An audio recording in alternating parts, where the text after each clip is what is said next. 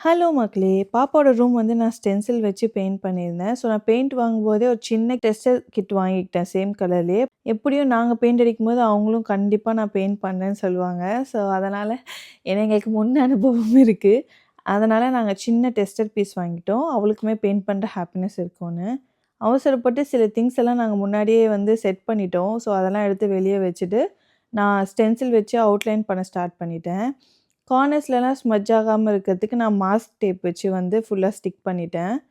அதுக்கப்புறம் ஸ்டென்சில் வந்து நான் பாப்பாக்கு வாங்கின டெஸ்டர் வச்சு மார்க் பண்ணலான்னு நெனச்சேன் அவுட்லைன். பட் எனக்கு அது ஒர்க் ஆகல.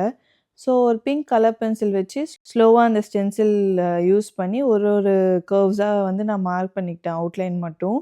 அதுக்கப்புறம் நான் பெரிய பெயிண்ட் அடிக்கிற பிரஷ் வச்சு ட்ரா பண்ணலான்னு நெனச்சா, அதுவுமே எனக்கு செட் ஆகல. அதனால சின்ன பெயிண்ட் பிரஷ் வச்சு நான் அவுட்லைன மறுபடியும் வரைஞ்சிட்டு, அதுக்கப்புறம் அதுக்குள்ள வந்து நான் பெயிண்ட் பண்ணேன். பார்க்க இந்த ப்ராசஸ் ஈஸியா தெரிஞ்சாலும், இது ரொம்ப ரொம்ப லேட் ஆச்சு. எனக்கு எவ்ளோ டைம் எடுத்ததுன்னா, ஆல்மோஸ்ட் 2லேருந்து 2 1/2 மணி நேரம் ஆயிடுச்சு இந்த பாதி செவுரு பெயிண்ட் பண்றதுக்கு. நான் மொத்த ரூமுக்குமே இவ்ளோ நேரம் ஸ்பெண்ட் பண்ணல பெயிண்ட் பண்ண. ஆனா இந்த அவுட்லைன் வரையறதுக்குள்ள ரொம்ப நேரம் ஆயிடுச்சு. ஆனா ஃபைனலா அது அவுட்புட் எனக்கு ரொம்ப புடிச்சது. பார்க்க ரொம்ப அழகாவும், நான் நெனச்ச மாரி எந்த ஸ்மட்ஜும் ஆகாம, அன்ஈவனா இல்லாம சூப்பரா செட் ஆயிடுச்சு.